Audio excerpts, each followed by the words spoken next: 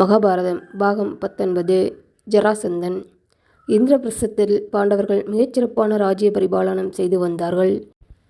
யுதிஷ்டிரன் ராஜசூய யாகம் நடத்தி அரசர்க்கரசன் என்கிற பதவியை பெற வேண்டுமென்று அவனை சூழ்ந்தவர்கள் ஆசைப்பட்டார்கள்.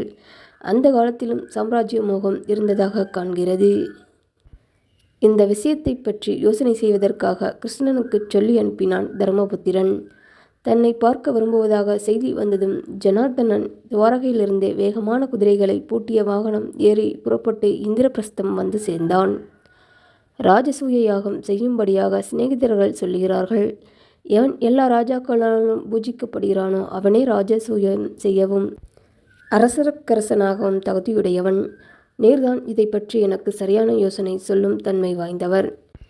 மற்றவர்களைப் போல் நீர் வெறும் சிநேகித்தால் என்னிடமுள்ள குறைகளை பாராமல் பற்றபாதமாக பேச மாட்டீர். சொந்த லாபத்திற்காகவும் கேட்கிறவனுக்கு பிரியமாக இருக்கும் என்கிற எண்ணம் கொண்டும் உண்மைக்கு மாறாக யோசனை சொல்லுவது மனிதர்களுடைய சுபாவம். நீர் அவ்வாறு செய்ய மாட்டீர் என்று யுதிஷ்டிரன் கூற கிருஷ்ணன் பதில் சொன்னான். மகத நாட்டு ராஜாவான ஜராசந்தன் மற்ற அரசர்களை எல்லாம் ஜெயித்து தன்வசப்படுத்தி கொண்டிருக்கிறான். அவனுடைய பராக்கிரமத்தினால் சத்திரியர்கள் எல்லோரும் அவனை கண்டு பயந்தும் பணிந்தும் நிற்கிறார்கள். பலசாலிகளான சிசுபாலன் முதலியவர்களும் அவனை ஆச்சரியத்து வருகிறார்கள். ஜராசந்தன் இருக்கும் வரையில் வேறொருவன் எவ்வாறு ராஜாதிராஜா பதவியை அடைய முடியும்? உக்ரசேனன் மகனான கம்சனை பற்றி உனக்கு தெரியுமல்லவா? அவன் ஜராசந்தனுக்கு மருமகனும் துணை அரசனும் ஆனபின் நானும் என் குலத்தவரும் ஜராசந்தனை எதிர்த்தோம். 3 வருஷ காலம் ஓயாமல் அவனுடைய சேனையை தாக்கினோம், தோல்வியடைந்தோம். அவனுடைய பயத்தினால் வடமதுரையை விட்டுவிட்டு மேற்கே துவாரகையில் கோட்டையும் நகரமும் புதிதாக கட்டிக்கொண்டு சேமமாக இருந்து வருகிறோம். நீர் ராஜாதிராஜா பட்டம் பெறுவதை துரியோதனன், கர்ணன் முதலியோர் ஆட்சேபிக்காமல் இருந்தாலும் எவராலும் தோல்வி என்பதை அறியாத ஜராசந்தன் இருக்கும் வரையில் நீர் ராஜசூயம் நடத்த இயலாது. அவனை எப்படியாவது வதம் செய்து அவனால் சிறையில் வைக்கப்பட்டிருக்கும் அரசர்களை சிறையிலிருந்து மீட்டால் ராஜசூயம் நடத்தலாம் என்றான் கிருஷ்ணன். இவ்வாறு கண்ணன் சொன்னதை கேட்ட யுதிஷ்டிரன், நீர் சொல்வது சரியே. தத்தம் நாட்டில் சிறப்புடன் வாழும் அரசர்கள் என்னைப் போல அநேகர் இருக்கிறார்கள்.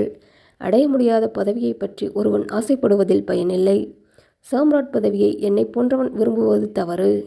கடவுள் படைத்திருக்கும் இந்த பூமி மிகப்பெரியது, அளவிருந்த செல்வம் கொண்டது.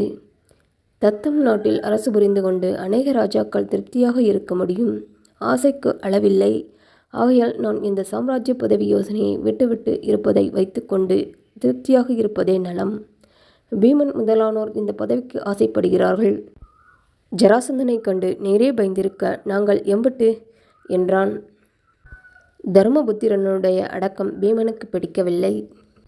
முயற்சியே அரசர்களுக்கு விதிக்கப்பட்ட சிறப்பான குணம். தம் பலத்தை தாம் அறியாதவர்கள் புருஷ ஜென்மம் எடுத்து பயனில்லை. திருப்தியடைந்து சும்மா இருப்பது எனக்கு கொஞ்சம் கூட பிடிக்கவில்லை. சோம்பலை நீக்கி ராஜநீதி உபாயங்களை திருத்தமாக உபயோகப்படுத்துகிறவன் தன்னை விட பலமான அரசனையும் வென்றுவிடலாம். முயற்சியும் உபாயமும் பயன் தரும். நான் பெற்றிருக்கும் தேக பலமும் கண்ணனுடைய சாதுரியமும் தனஞ்சயனுடத்திலுள்ள சாமர்த்தியமும் ஒன்று சேர்ந்தால் எதைத்தான் செய்ய முடியாது? நாம் மூவரும் ஒன்று சேர்ந்து புறப்பட்டால் ஜராசந்தனுடைய பலத்தை அடக்கிவிடலாம். நீர் சந்தேகப்பட வேண்டாம் என்று பீமசேனன் சொன்னான். ஜராசந்தன் கொல்லப்பட வேண்டியவன் என்பதில் ஐயமில்லை. 86 அரசர்களை அநியாயமாக சிறையில் வைத்திருக்கிறான். இன்னும் 14 அரசர்களை பிடித்த பின் ராஜாக்களை ஒரே சமயத்தில் யாக பசுக்களாக கொன்று விழா நடத்த ஏற்பாடு செய்திருக்கிறான்.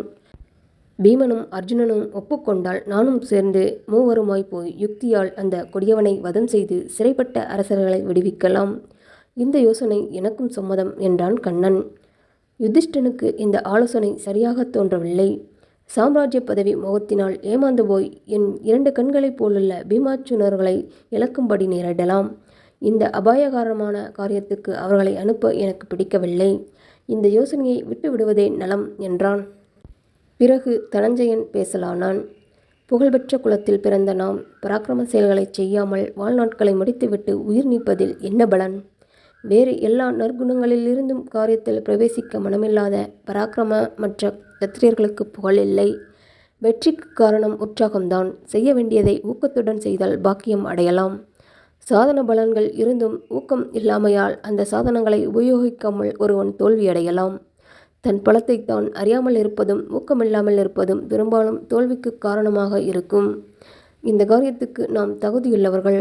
தகுதியில்லை என்று யுதிஷ்டன் ஏன் நினைக்கிறார்?